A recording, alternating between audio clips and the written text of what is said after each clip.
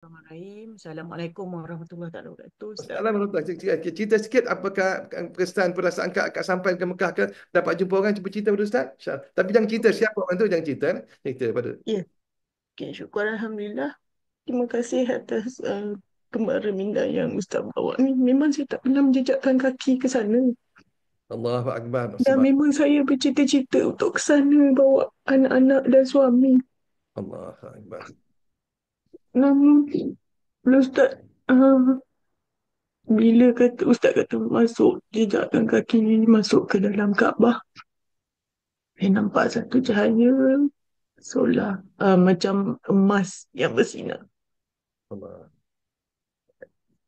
Dan selepas Ustaz kata, okey, solat hajat dan bangun perlahan-lahan, jumpa individu yang ya, sambil kita berjalan menuju ke uh, apa ke pintu untuk keluar ke Kaabah tu, saya tidak nampak siapakah gerangan yang masih mencari-cari, tak nampak. Tapi memang sinar emas itu sentiasa memancar. Okey, dan Ustaz kata cari individu yang sedang menanti kita. Saya memang mencari-cari. Tetapi di akhir yang Ustaz kata apa uh, berkenalan dengan individu itu sekiranya kita tidak mengetahui siapakah gerangannya. Dan saya memang tak tahu siapa gerangan orang itu, dan saya tak nampak pun bayangan muka.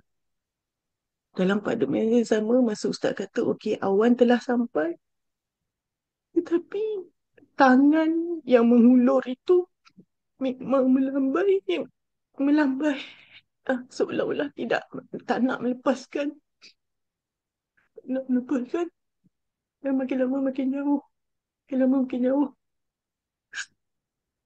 Dan itu yang saya rasa, sampai sekarang ni tidak tahu Ustaz, perasaan saya. Ya, Kak dapat tawaf 7 keliling tadi. Kak dapat tawaf ya. Dapat, insya-Allah Alhamdulillah. dapat. Dapat sempurnakan, sempurnakan 7 keliling kan.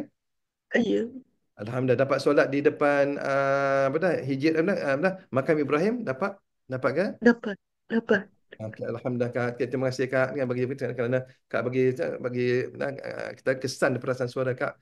Terima kasih Kak. Itu Ustaz doakan agar Kak satu hari Kak dapat pergi dapat menunaikan umrah ataupun haji ataupun mana tahu Allah Taala nak bagi satu orang yang baik hati, yang murah hati untuk semua Kak pergi ke Mekah ke bersama suami. Mungkin insya-Allah Ustaz doakan Kak, insya-Allah kan.